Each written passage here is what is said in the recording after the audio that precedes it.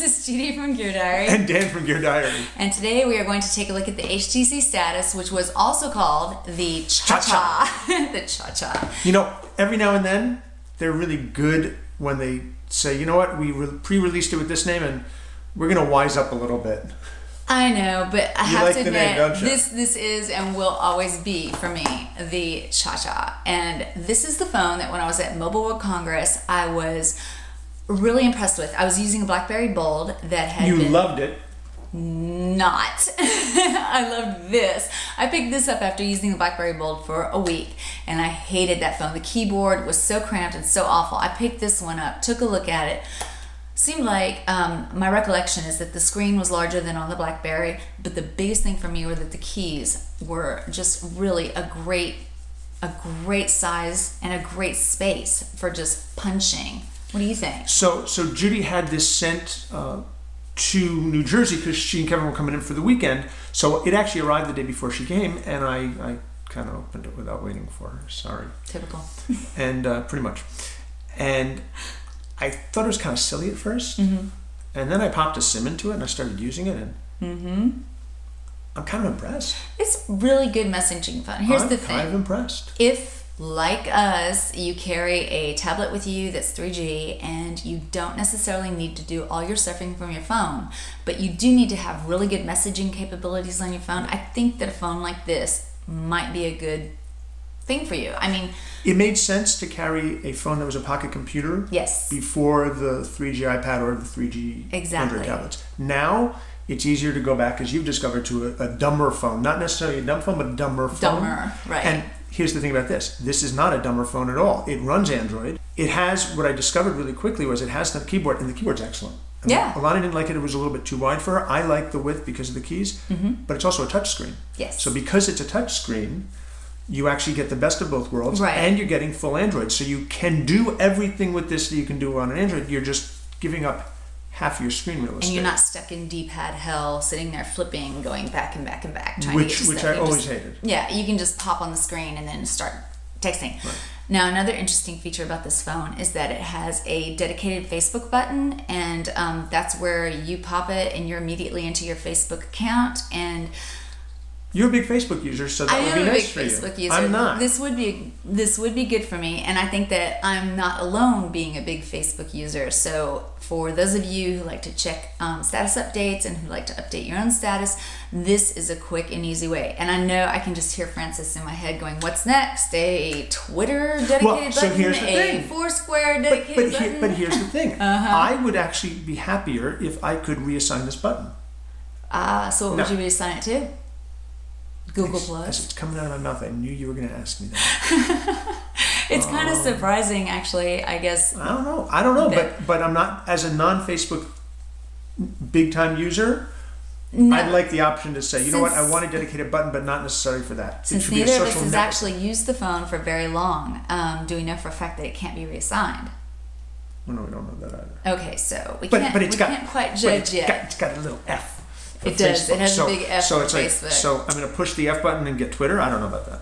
Probably not. I'm guessing not. Okay, so anyway, so you push your Facebook button and you're immediately directed to the sign into Facebook button. If you were to sign into Facebook, you would immediately have the option to start updating your stuff, looking at photos, taking photos, updating them. Personally, I think it's kind of magical. So I think I'd use it. Did you use that word? I did. I just used magical. No, I like the option. I know there's a lot of people who are going to think it's cheesy, but I think that this is... I could see myself using this, actually. I could too, and I'll also say it's very comfortable. So you see that it's got this concave curve to it. The really cool thing about it is that it fits beautifully in your hand. It is a little bit wider than the iPhone, than a lot of phones that are out, but it's not... Is it too wide for you? No, okay? Not at all. It is wider than the Virtu that I'm using right now, but I liked the Thunderbolt a lot when I reviewed it. Right.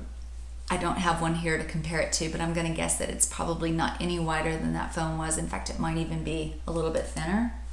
So I find the width really comfortable. Yeah, me too. And it gives me this nice space on the keys. And, you know, I'm increasingly drawn back a little bit to physical keys, I have to say, which is surprising to me.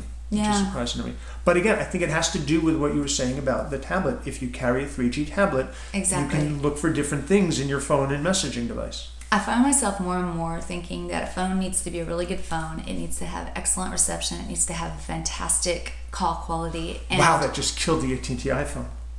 I know. And that because I have my 3G iPad tablet, I like being able to do all of my surfing and social things off of there.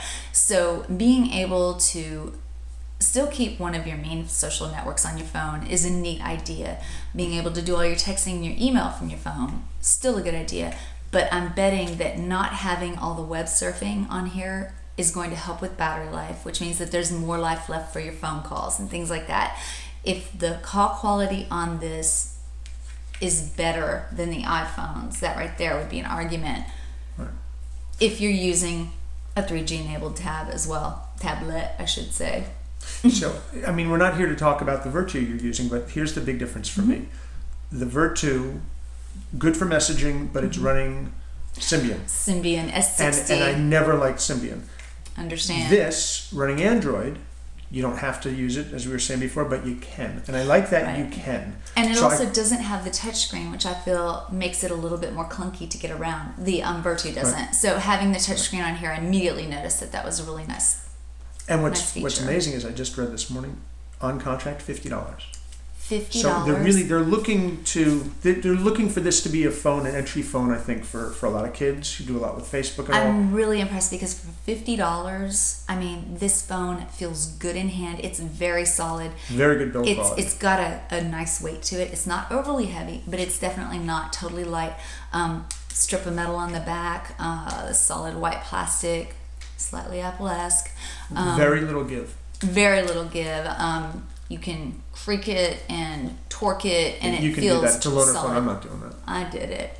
Sorry, Ricky. And no, it just feels really good. It feels like a phone that honestly you could drop, and it probably would survive the drop. I mean, I don't know. After watching Carly drop her Droid 9 times, at least. I mean.